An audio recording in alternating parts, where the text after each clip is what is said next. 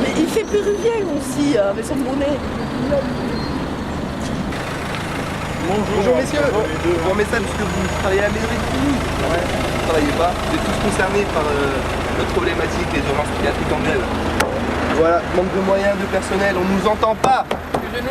Bonne journée. Une grosse partie de notre travail justement, c'est que les gens, on ne fait pas que leur donner des médicaments. On fait des entretiens infirmiers, on fait des entretiens familiaux, on passe par le soin humain. Si on fait que donner des médicaments, ça va être plus facile. Si on est tout seul, ça suffit. Pour donner un médicament, c'est pas sorcier. Maintenant, nous, on prend du temps, on a des entretiens avec les gens pour calmer l'anxiété, justement pour essayer d'éviter les médicaments. Et là, on n'est plus assez nombreux pour faire ça. Ouais, je m'en doute, vous êtes un effectif très réduit. Je ne comprends rien. Voilà.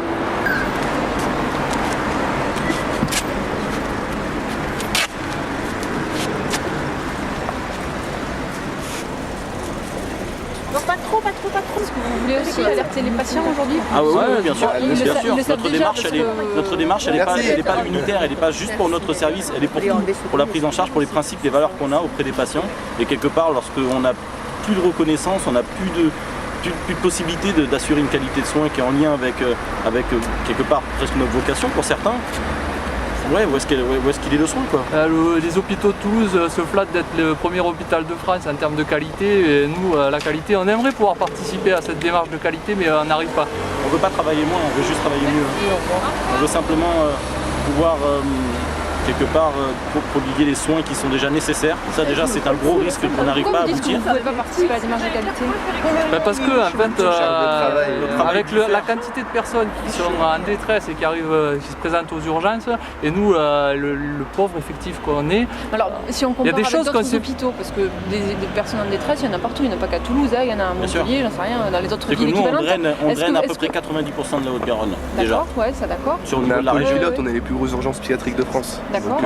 Et on est presque les seuls à avoir tout ce poste d'urgence, à avoir tout ce secteur de soins sur ce qu'on appelle le SUP, le service universitaire des urgences psychiatriques. Donc quand vous avez plusieurs services comme ça, il faut déployer les moyens aussi derrière. Sinon, c'est nous qui nous rendons en difficulté, où on est agressé chaque jour, où nous on empathie certes, mais le patient en paye les frais aussi après. Et du coup des patients qui restent, des patients qui s'énervent, des patients qui fuguent. Et puis là on commence à rentrer dans un rythme de la société. Et puis là par contre on montre bien du doigt quand il s'agit aux infos de montrer celui qui est sorti en fugue.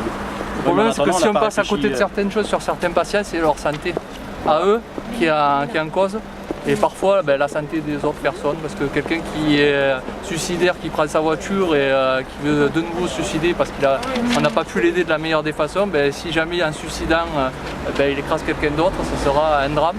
Ça sera un drame pour la famille, du patient et aussi pour les autres personnes qui sont dans la rue qui peuvent croiser son chemin. Et aussi pour nous. Et aussi pour On s'enchaîne où? Là, de côté, ouais.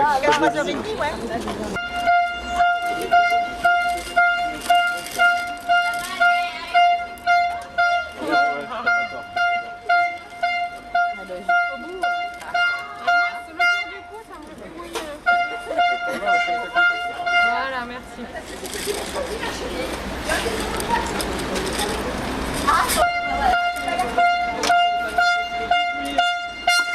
Quelle belle voiture! J'aimerais bien avoir un quart de la même. C'est clair. Oh, la tienne aussi. Un peu petit. Un peu modeste. Il se régale là. On fait les valines. Ah ouais, ça va bien faire. Ah oui, il faut être ça.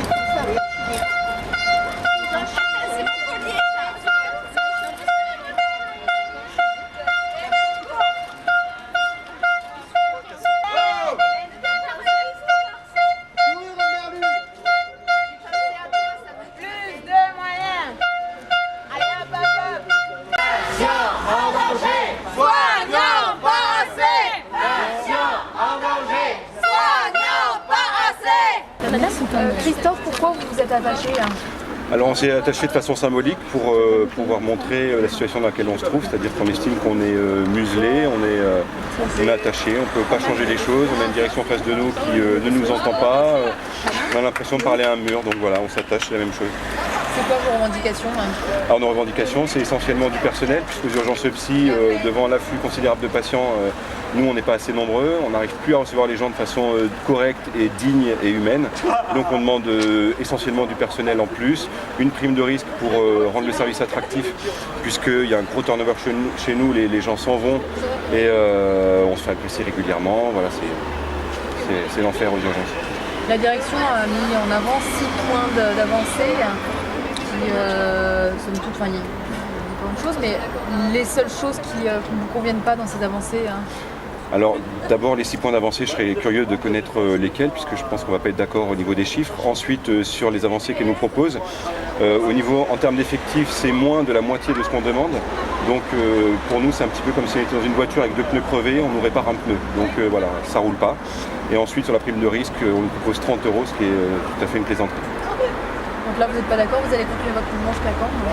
Tant qu'on n'aura pas ce qu'on veut, on pense que nos demandes sont complètement légitimes. On ne fait pas ça pour la gloire, on fait ça pour le patient. Pour nous, on craque, on a des collègues qui sont en burn-out, qui ont des problèmes personnels d'insomnie, etc. Les patients qui ne sont pas bien pris en charge, on ne peut plus cautionner ça. Donc on va se battre jusqu'à ce qu'on aura gain de cause. Il y a une échéance Non, la balle est dans le camp de la direction.